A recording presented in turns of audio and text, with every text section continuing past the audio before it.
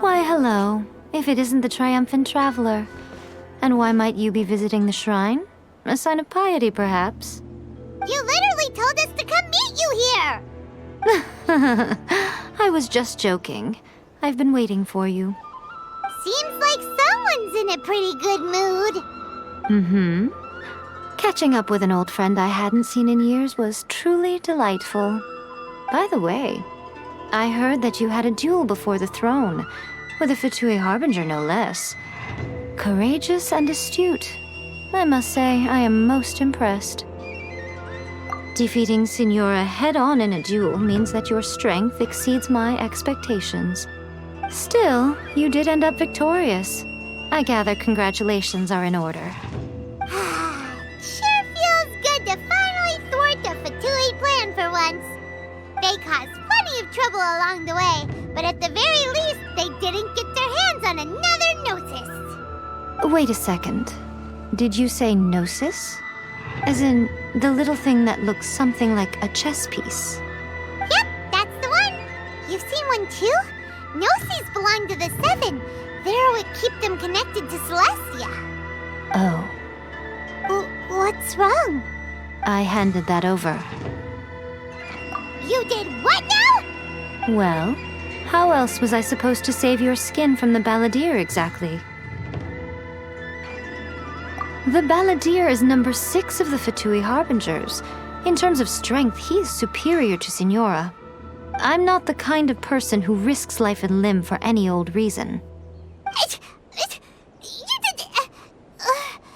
for once, Paimon just does not know what to say. After A created her puppet vessel, she no longer had anywhere to put it. As her erstwhile closest friend, A handed it over to me, and I've kept it in the Grand Narukami Shrine ever since. She no longer needs the power of the Gnosis, and in any case, she tells me she has severed ties with Celestia. Thus the Gnosis became not only useless, but also a potential source of conflict. Is that not a good bargain, exchanging it for the one at the core of the plan?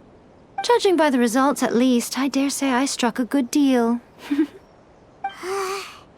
When you put it like that, Paimon has to agree. The Traveler is worth more than a Gnosis. Well, what's done is done. And I hardly think we'll be getting it back now. Let's leave the past in the past. So anyway, you still haven't told us why you called us here today. It's to thank you. Really?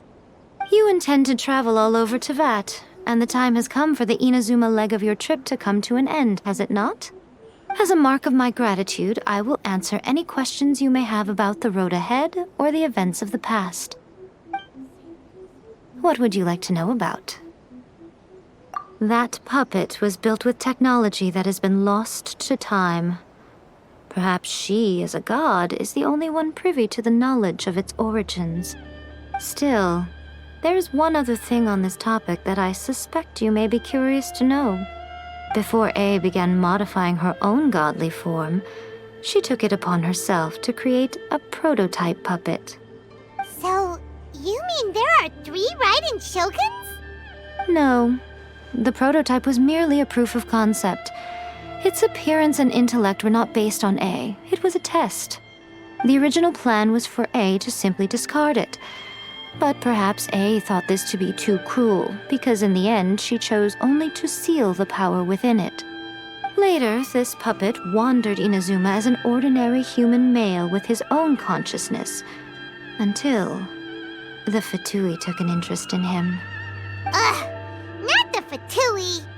Some eccentric geniuses in the ranks of the Fatui made adjustments to the prototype, not only unsealing his power, but very likely rendering him even more formidable than his original specifications.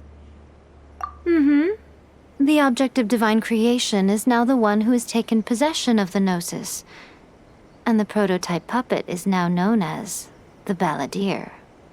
What a crazy story!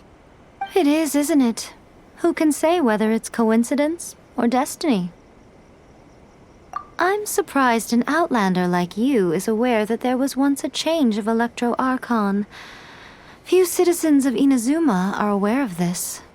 Morat's told us. He said that the Electro Archon Baal has passed away. Yes. The truth of the matter is that there were two twin gods, Baal and Beelzebul. Twin gods? They won the Archon War together, and when Baal established the shogunate, Beelzebul became her Kagemusha, or shadow warrior. In other words, she acted as Baal's body double. Beelzebul is A, with whom we are now both acquainted. Baal's name was Makoto. As far as the world was aware, there were not two, but one. They complemented each other, and they ruled Inazuma jointly, so there was no need for the public to know the truth. In fact, the name Baal and the title of Raiden Shogun was understood to refer to both of them. Right up until... Until what? Makoto died several hundred years ago in a war that I was not personally involved in. Since then, A has assumed the shogunate. Losing her sister must have been super hard on A. That was when A began to change. Makoto was her greatest loss. Paimon feels like she understands A lot better now after finding that out. So what kind of god was Makoto? I didn't spend a great deal of time with her, but my impression was she was a gentle god, who in each moment cherished the beauty of what was before her. Wow! Sorry, I haven't a clue. I'm also unfamiliar with the god you describe. But if you still have doubts about A, I would say they are misplaced. Not only does she not fit your description, but she voluntarily gave up her Gnosis long ago, severing her ties with Celestia in the process. That's good to hear. Otherwise, given that I'm her familiar, it could have made our relationship rather awkward, don't you think? Don't worry, we aren't looking to pick a fight with you. I wish you the best of luck. May you soon discover the truth behind it all. As for your sister's whereabouts, I will use all the resources at my disposal to investigate it, and I will also borrow some of Ayato's people from the Shiumatsuban. I'll let you know if I find out anything. Consider it part of my means of thanking you. After leaving Inazuma, I think it would be easiest for you to go to Sumeru. Ooh, Sumeru! We've run into loads of scholars from there on our journey so far. Yes, well, Sumeru is the land of the god of wisdom, where the quest for wisdom and knowledge is never-ending. But their obsession gives rise to some truly inexplicable things. For example, in Sumeru, knowledge is holistically managed as a resource. Knowledge is a resource? Yes. I don't know whether it was the sages or Lesser Lord Kusanali who came up with the idea. Lesser Lord Kusanali? That's a cute name. Oh, you haven't heard. Lesser Lord Kusanali is the deity in whom the people of Sumeru place their faith. It's their chosen term of endearment for her. I'm sure you must have some things to discuss with her, too. I wish you all the best. Are you sure? Okay, then. Oh, Traveler. Do you still have the omamori I gave you? Keep it safe. Is that all you intend to do with it? There was me thinking that you might hang it around your neck to show off to the world, telling everyone who inquired that it was given to you by none other than Yae Miko, the wise and beautiful. Who in their right mind would do that? Okay, I'll stop. Now, a question for you.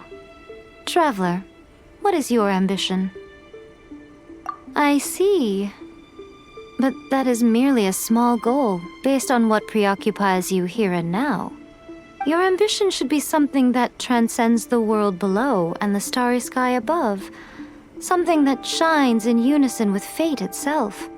Perhaps the reason you do not possess a vision is that such an ambition has yet to be engendered within you. It's a possibility. Continue on your journey, and maybe that moment will come to pass.